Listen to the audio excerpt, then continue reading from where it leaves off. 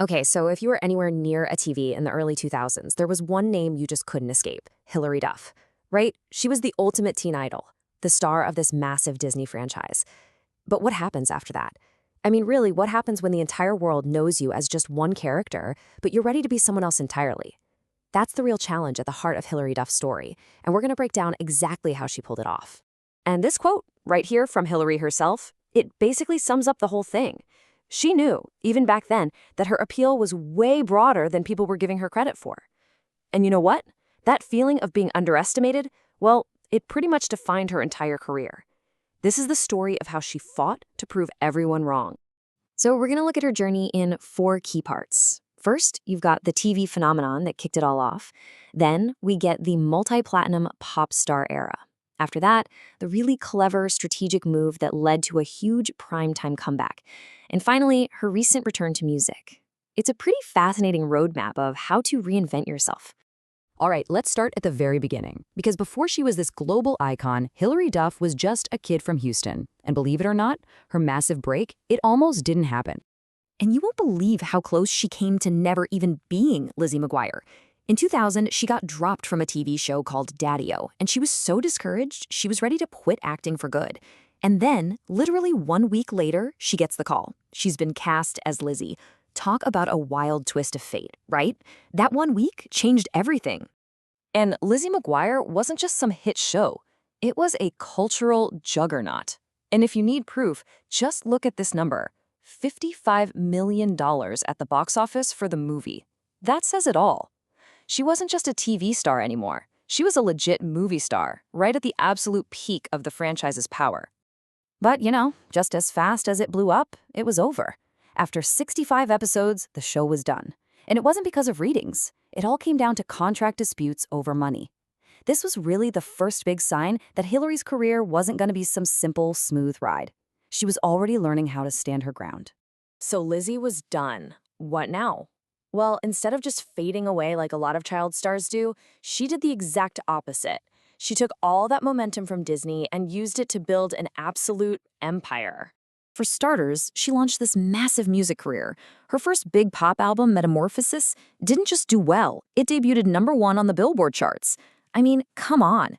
This was all the proof anyone needed that she could pull in a huge audience way, way beyond the Disney Channel. And it definitely wasn't a fluke. Her very next album sold almost 200,000 copies in its first week alone. I mean, you really can't overstate how huge she was at this point. She was an absolute force in pop music. And at the same time, she was all over the movies. You had Cadet Kelly, Agent Cody Banks, the huge blockbuster Cheaper by the Dozen, and of course, the iconic A Cinderella Story. She just completely owned the teen market. She was inescapable. Okay, but this is where the story gets really, really interesting.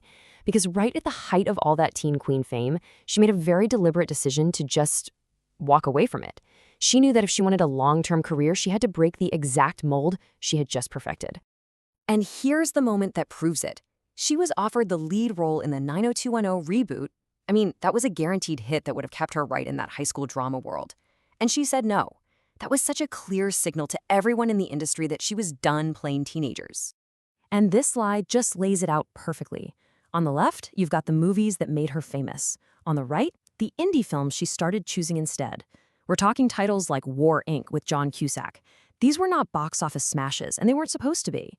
They were strategic choices to prove she could handle more complex, grittier stuff and be seen as a serious adult actress. Her music was changing too. Her 2007 album Dignity was a total departure. It was this cool electro-pop sound. She co-wrote almost every single song, and it gave her her highest charting single ever, With Love. She was fighting for this new identity on every front and creatively taking back control of her own story. So after years of taking risks on indie films and evolving her music, all that hard work finally paid off. She didn't just stumble back into the mainstream, she found a brand new, sustainable home there. And look, this was not an overnight thing. You can actually see the deliberate steps she took. First, the indie roles built up her credibility. Then that scene-stealing guest spot on Gossip Girl put her back on everyone's radar. All of that perfectly laid the groundwork for her to land the role of Kelsey Peters in Younger.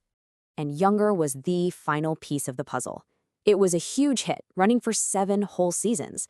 This was it. the definitive proof that she had successfully navigated that super tricky path from teen idol to a respected adult actor. It was a total full circle moment. And she's kept that presence going. Right after Younger Wrapped, she immediately led the spinoff How I Met Your Father. This chart here shows almost a decade of consistent primetime TV work. It pretty much silenced any lingering doubts about her longevity in the business. So, what does her legacy actually look like today? After navigating the wild highs and lows of Hollywood for over 20 years, the picture is about so much more than just acting. Her life today is this incredible blend of different roles. She's a dedicated philanthropist. She donated $250,000 to Hurricane Katrina victims way back when. She's an entrepreneur with businesses in fashion and kids products. And, of course, she's a mom to 4 kids, a role she says is the most humbling thing in her life. And just when you think she's settled into this new chapter, she evolves again. In 2026, she came back to music with a brand new album, her first in over 10 years. It just goes to show you that her creative journey is far from over. And ultimately, her entire career, her whole journey, can really be summed up by this one quote from her. It's this philosophy of just embracing the imperfections and always wanting to grow that allowed her to navigate insane levels of fame, shed an iconic persona, and build a career and a life completely on her own terms. And that leaves us with this final question, doesn't it? Hilary Duff's career gives us a pretty fascinating answer. You do it with strategy, with a ton of patience, and a willingness to let people underestimate you. It really makes you wonder, how do any of us to find ourselves against the expectations of our own past?